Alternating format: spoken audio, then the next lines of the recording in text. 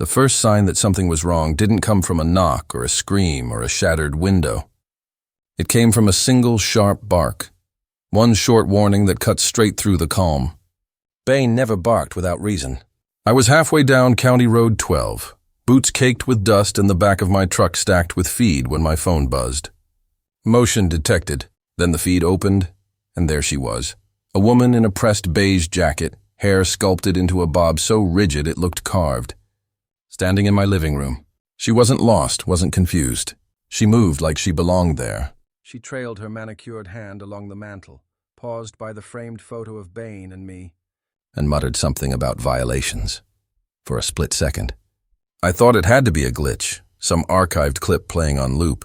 But then she turned, alive in the lens, rifling through my mail like she was the one paying the bills. I hit the mic. Steady, Bain. The camera caught the shift. From the shadow near the hallway, my canine partner appeared. Silent, deliberate. A full-grown Belgian Malinois, trained for scent, patrol, and restraint. No barking now. No snarling. Just that controlled stillness of a dog who knows he doesn't have to prove anything. She froze. Her lips parted, and for the first time I saw it, the flicker of realization, that she wasn't walking through some powerless neighbor's house. She was in a law enforcement K9's domain. Through the mic, my voice stayed even. "You're being recorded. Do not move." The woman spun, stammering something about an inspection. Said she had authorization under Section 14, like that meant anything. I zoomed the camera tighter. The badge hanging from her neck was laminated, crooked, and bore the words, Neighborhood Safety Enforcer. HOA issued. Of course, Vivian Price, president of the Meadow Ridge Estates Homeowners Association, self-proclaimed guardian of community standards. She'd tried to find me 3 times last year, each time for things outside her reach. My land sat just beyond their boundary, independent, off-limits, and that drove her mad.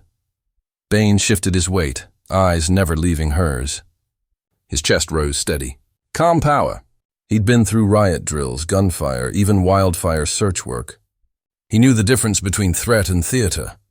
And Vivian was pure theater. I engaged the security lock remotely. The click of the deadbolt echoed loud through the feed. She heard it too. Her confidence cracked. She lunged for the patio door. Bain didn't move much, just repositioned, low, deliberate. He didn't need to snarl. His silence was enough. I spoke again. Sit at the table, hands visible.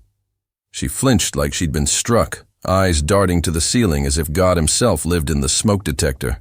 I could see her calculating. Run, explain, bluff. She tried bluffing first. "You can't trap me here," she snapped. "This is an emergency HOA safety check." I muted my mic for a second and took a breath. In the background of the feed, movement flickered through the kitchen window. My neighbor, Patty, phone raised, recording everything. Patty's one of those quiet watchdogs who notices things others don't. If she's filming, it means the whole town will see this before I get back. I dropped the feed bag where I stood and sprinted for my truck. Gravel kicked up like smoke as I tore out of the lot. The camera split to dual view, overhead from the kitchen and Bain's collar cam. His frame stayed locked on her every move. Vivian had gone pale, but tried to maintain that brittle authority tone, muttering about chemical runoff, unsanctioned livestock, and soil violations. Words designed to sound official when nothing about them was. I kept driving, eyes flicking between the road and the feed. Every mile closed the distance. Every second Bain kept the line. When she tried the sink window, he moved. When she touched a drawer, he stepped closer, never breaking form. By the time my truck turned off the main road, my pulse had gone cold and clear. Training mode. The county marshal's SUV pulled up just as I hit the gate. Marshal Rivera stepped out, calm as ever. He'd worked with us before. He knew Bain's commands, knew when to speak and when not to. He walked up the porch like he was approaching a cornered raccoon, slow but steady. "Afternoon," I heard him say through the open feed. "County Marshal. Hands where I can see them." Vivian's voice cracked an octave higher. She launched into her rehearsed script about hazard response and urgent inspection rights. Rivera's tone never shifted. "Ma'am, you're standing inside a private residence. You have no warrant, no order, and no authority under any recognized agency. She fumbled for a folder from her bag, a stack of papers with the HOA seal and a fake department name stamped in red. Community Enforcement Division. Rivera took one look, sighed, and pulled out his phone. He dialed the number on the letterhead. The ringtone echoed through the room, once, twice, then a generic voicemail kicked in. "Thank you for calling the Neighborhood Protection Hotline." That was all it took. Vivian's facade faltered. I arrived seconds later. Bain met me at the door, tail low but eyes bright. Rivera handed me the folder, and I skimmed the nonsense, fake codes, non-existent signatures, imaginary environmental claims. Rivera looked at her, then at me. "Want to press charges?" I didn't answer right away. I looked at Bain, calm, professional, exactly as trained. He hadn't moved a muscle without my command. He'd done his job, protected my space without harm. Vivian, meanwhile, stood trembling in the corner, the kind of shake that comes from realizing you've stepped far past your own story's edge. Rivera took her statement, short and bitter. She claimed she was investigating contamination from the livestock.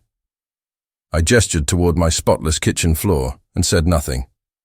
As the patrol unit escorted her out, Patty's video had already hit the local Facebook group. By the time the sun set, the post had 12,000 views, and the caption read, "HOA President tries to inspect private home, gets stopped by K9. It would have been funny if it weren't so absurd, but deep down, I knew this wasn't over. People like Vivian don't stop at humiliation, they double down. And the next time, she wouldn't come alone. Bain sat by the door as I locked it again. His ears twitched toward the window, scanning the silence. The house was calm now, but that kind of calm always feels temporary. The sound of the command echoed through the empty hall before it even reached her. "Stay." One word, clipped and low from the phone speaker sitting on the counter beside the coffee maker. The dog froze in an instant, weight evenly balanced, head tilted toward the open doorway. What she didn't realize, what she couldn't realize, was that she was already in a perimeter she didn't control. Every camera, every hinge, every inch of the property was calibrated for containment, not comfort. The woman in the beige blazer moved like she still believed the house belonged to her authority. Each footstep on the old wood floors left a soft, accusing echo. She looked around, hands twitching as she scanned the countertops, the cabinets, the visible signs of life that didn't belong to her.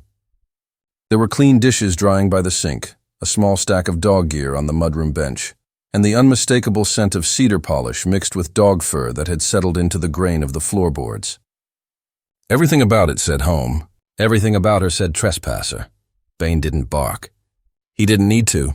That's the kind of silence that unnerves people who live on borrowed authority. His eyes tracked her movement, every inch of her posture catalogued in the kind of calm that only comes from serious training. When she turned to test the back door, the soft mechanical click of the remote locks sealed her in. That was the moment her confidence cracked, the way porcelain does under pressure. Her breathing changed, sharp, shallow, panicked. She tried to speak with authority again, raising her voice to fill the space. Something about environmental codes, something about inspection rights, as if throwing words into the air could erase the reality that she was standing inside someone else's home uninvited. Bain didn't flinch. His tail was still low to the ground. His gaze stayed centered on her hands. That's what he'd been trained to watch. The hands, not the face. Faces lie. Hands act outside. A crow called from the fence post. One of those dry, metallic sounds that cut straight through stillness. Across the property, motion sensors lit up in sequence, their quiet confirmation that everything else was in its right place. Except her. The phone on the counter buzzed once. A small green light blinked. He was watching. He always was. He spoke through the mic. Steady, measured, not a hint of anger. "You're on camera. The K9 unit is recording. Take a seat at the table." His tone wasn't up for debate. It was the kind of voice people obey without thinking, the one that leaves no room for improvisation. Her body resisted it at first, muscles tight, like she was deciding whether to bolt for the window or argue her way out. Then she caught sight of Bain's collar, the metal tag engraved with a service number, the words K-9 Tactical Response Unit. It dawned on her that she wasn't facing a pet. She was facing procedure. When she finally sat, the chair scraped the floor with a painful screech. She folded her hands, but the tremor in her fingers betrayed her calm. Her eyes darted toward the hallway, calculating escape routes she didn't have. On the screen, the feed split, top down from the cabinet cam, side view from the chest cam, and a live external shot from the driveway. Dust swirled in faint light. A county vehicle approached slow, deliberate, tires crunching over gravel. The timing was surgical. She must have heard it too, the low hum of an engine closing the distance. That small sound broke whatever illusion she had of control. Her lips pressed into a thin line. She started to mutter something about jurisdiction. Again, the word rolling off her tongue like it could still save her. But the tone was different now. The confidence was gone. What came out was desperation disguised as authority. The dog shifted slightly, no aggression, just presence. His body blocked the main exit without moving more than an inch. It was efficient geometry, positioning, not threat. You could tell he'd done this before. Then came the unmistakable sound of boots on the porch steps. 2 heavy knocks, the kind that make time slow down, the kind that tell you the situation has moved beyond argument. The marshal didn't storm in. He entered like someone who'd been briefed, scanning the corners first, then the center of the room. He acknowledged the camera with a nod, then the dog. He carried the kind of weight that doesn't come from muscle, but from repetition. People who've seen this scene play out too many times. He asked the first question quietly, as if testing the air. "Do you have authorization to be here?" Her mouth opened, but nothing coherent came out. Only fragments about contamination and emergencies and paperwork in her bag. The marshal didn't even look at her papers yet. He looked at Bain. The dog's ears flicked toward the back door, calm again, reading the tension like static. There was no raised voice, no cinematic shouting match, just a slow unraveling of false confidence in real time. The marshal took the folder, flipped through the forms, stopped when he saw the logo. His eyes narrowed slightly. Not anger, recognition. He'd seen this brand of forgery before. While he verified the contact numbers, she started to shift her tone, softening it, trying for charm. It was a tactic she'd used on town boards and neighborhood committees for years. It didn't work here. Authority without truth collapses fast in the presence of proof. Outside, the camera on the porch caught the neighbor filming from across the street, phone steady, recording everything. It would hit social media before the marshal even left the property. He made the call. No answer, only a looping voicemail from a fake hotline. The air changed then. You could feel the distance between her and everyone else in the room grow wider. When the marshal finally set her folder down, his voice stayed low. "You'll stay seated until we verify your identity and intent." She nodded too quickly, eyes wet, but not from remorse, just panic. He gave a small hand signal. Bain eased into a sit beside the chair, close enough to control, far enough not to threaten. He wasn't angry, he was precise. On the other end of the feed, the homeowner leaned back in his truck seat, watching it all unfold. There's a kind of satisfaction that doesn't feel like victory, more like relief that the system you built worked exactly the way it was meant to. He closed the app and started the engine. Time to go home. By the time he reached the long gravel drive, the sun had shifted low, throwing long shadows across the field. It wasn't dramatic light, not the kind you see in movies, just the kind that makes everything feel heavier, older. The county SUV was already parked near the porch, dust still hanging in the air around its tires. The marshal stood by the open door, one hand resting lightly on his belt, speaking in that steady, bureaucratic rhythm reserved for situations that are already decided. The woman, Vivian Price as it turned out, sat at the kitchen table with her folder spread open like a shield. Her earlier confidence had drained out completely. She was smaller now, shoulders slumped, blazer wrinkled, hair slightly undone. The kind of unraveling that happens not from physical struggle, but from realizing the script you rehearsed won't work anymore. He stepped inside quietly. The air carried the faint scent of dog fur and disinfectant. Bain glanced back, tail, giving a single controlled flick before returning his gaze to her hands.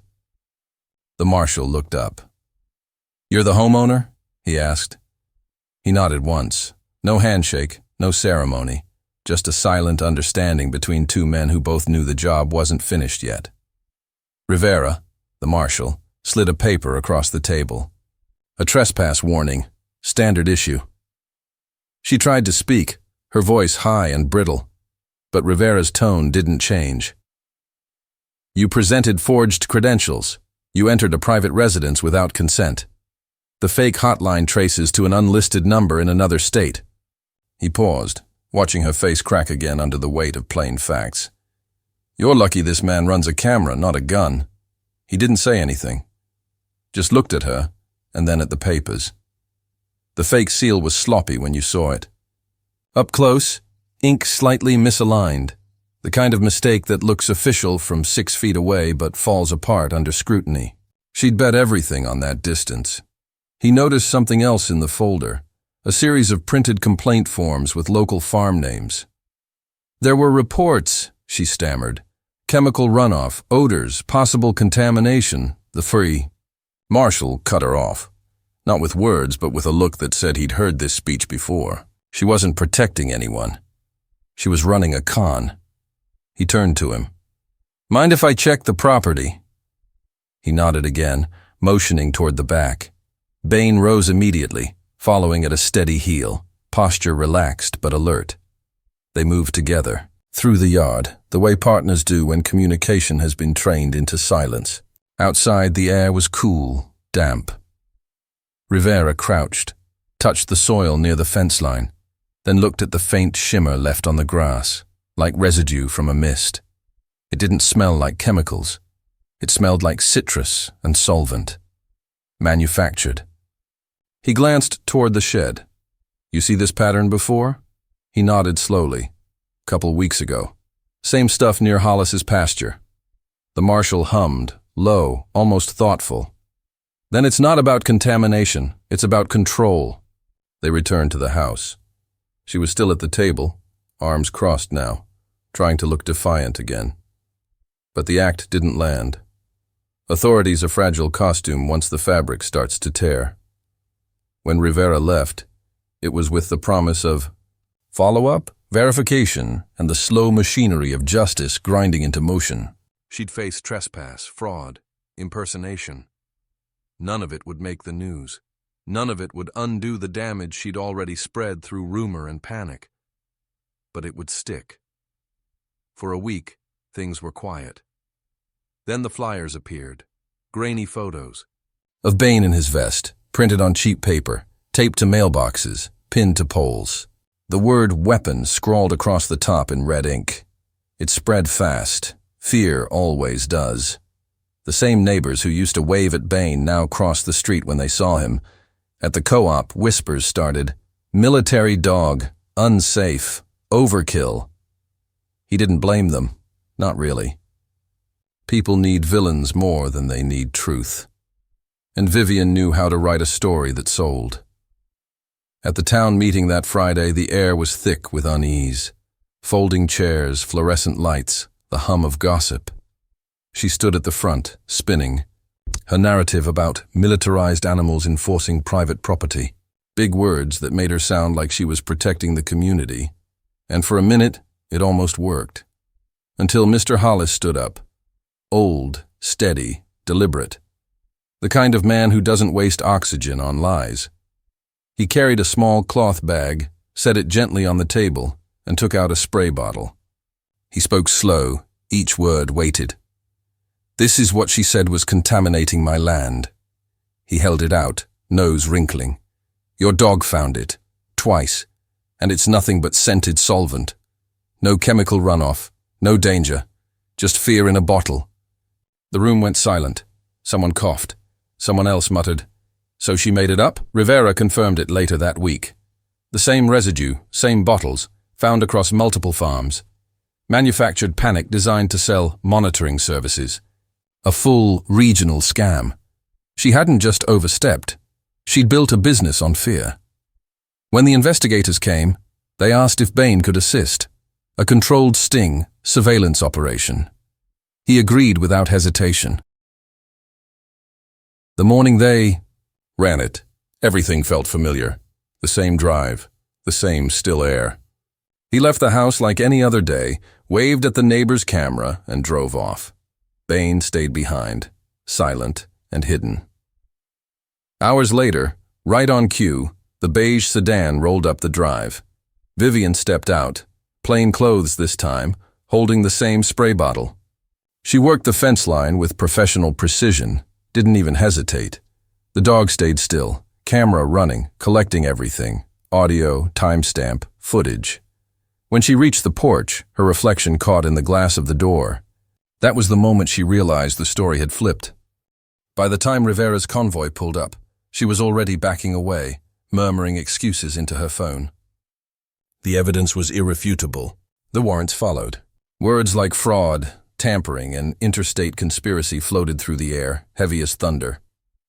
Weeks later, he stood in the same town hall where she'd once commanded the room. Kids gathered around Bain, asking questions, laughing, unafraid. The board passed a new rule: no emergency access without verified state credentials, and when appropriate, canine confirmation on site. Simple, logical, long overdue. She took a plea. He didn't celebrate. He didn't post. He just went home. That night, as Bain settled by the back door, he looked out over the dark fields and thought about how proof always wins, eventually. Not with noise, not with outrage, but with evidence, patience, and calm repetition. The kind of truth you can replay frame by frame. He reached down, scratched behind Bain's ear, and said softly, "Good work." The dog didn't move, just breathed slow, steady, watching the yard, guarding the peace.